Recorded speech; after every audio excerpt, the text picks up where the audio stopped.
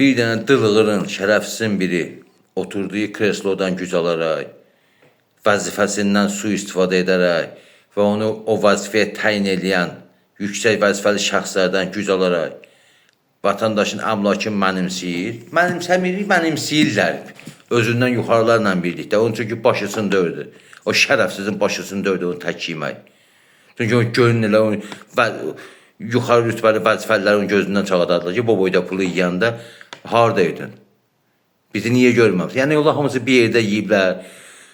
Çox sözlər deyərlərlə olar ki, hamıman da bilə, hamısı bir yerdə yiyiblər onların. Ha, oyun qaçısında yox, bizli deyir, yox, bu təkib, yox, tək yeməyib. Sizlə, siz təyin eləmişsiniz, sizlə bir yerdə yiyiblər. Ekologiya nazirliklər, məmurları. O dılığıra görə də siz Azərbaycan Respublikasının qanunların, konstitusiyasının, məhkəmə qətnamələrin, cənab prezidentin tapşırıqların sizə həmin o dılığıra görə qurban verirsiniz. Həmin o dılığıra görə mən illərdir əziyyət çəkirəm. İllərdir dövlət qurumlarının qapısında sülənirəm. Dövlət qurumlarının qapısında qəbullara gedirəm. Aldığım 180 manat, gözümə görə 180 manat pensiyanı elə mən yollara 10 qatını qoyuram hər ay. Bir belə qəbullar keçirmişəm.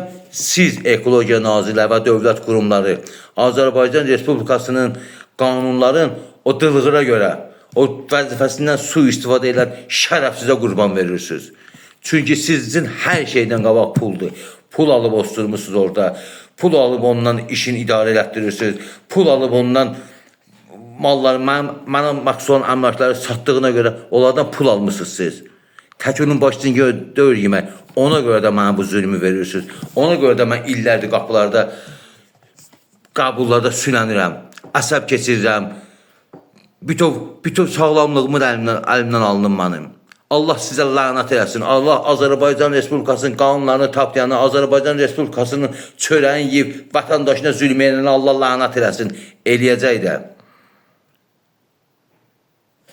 Bir nəfərə görə, necə ola bilər? Bir dənə dılığıra görə, ay kişilər, ay cəmaat, ay millət, ay Azərbaycan xalqı, bir dənə dılığıra görə Azərbaycan Respublikasının qanunları tapdanılır. Niyə? Dövlət məmurudur. Əzilən vətəndaşdır. Özləri təyin ediblər. Öz zibillərinin üstünü örtə bilmirlər bunlar. Cənab Prezident deyir ki, vətəndaşın xidmətində qalır, bunlar vətəndaşın başından vururlar. Deyir ki, vətəndaşın xidmətində durun, bunlar vətəndaşı döydürürlər. Gedirsən icra propaganda şöbəsinə, adamı döydürürlər. Gedirsən filan yerə, adamı təhdid edirlər, hədə qorxu gəlirlər. Hansı dövlətdə yaşayırıq biz? Nə kimi dövlətdə yaşayırıq? Budur demokratiya, cənab Prezident, budur demokratiya, budur azadlıq, budur dünyaya səs salmış Azərbaycan. 44 günə Azərbaycan əskərləri, şəhidlərimiz, onlara qurban olum. Ermənistandan Azərbaycan torpağını aldı. Bütöv suveren Azərbaycan yaratdılar. Amma mən 8 ildir Ekologiya Nazirliyinə mən pulumu ala bilmirəm. 8 ildir. Mənim yaşım çatmadı da, mənim kimi kişilərin bağları də gedənlər, can verənlər Azərbaycan torpağının uğrunda. Əgər yaşım çatsaydı, mən də gedəcəkdim. Yaşım düşsəydi, mənim balam da gedəcəkdi bu torpağı üstündə. Amma bunlar üçün, bunlar hansı birinin balası getdi Azərbaycan torpağı uğrunda vuruşdu, cənab prezident? Hansı birinin?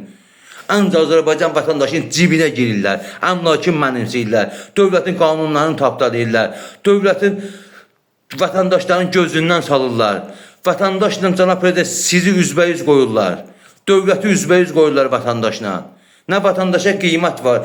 Vətən darda olanda vətəndaşın bağları. Vətən Allah'a şükür əmin-amanlığa çıxıb zülmü çəkən vətəndaşlar. Allah şəhidlərimizə rəhmət eləsin. Allah şəhidlərimizin qəbrini nurla doldursun. Onsuz olan qəbri nurludur.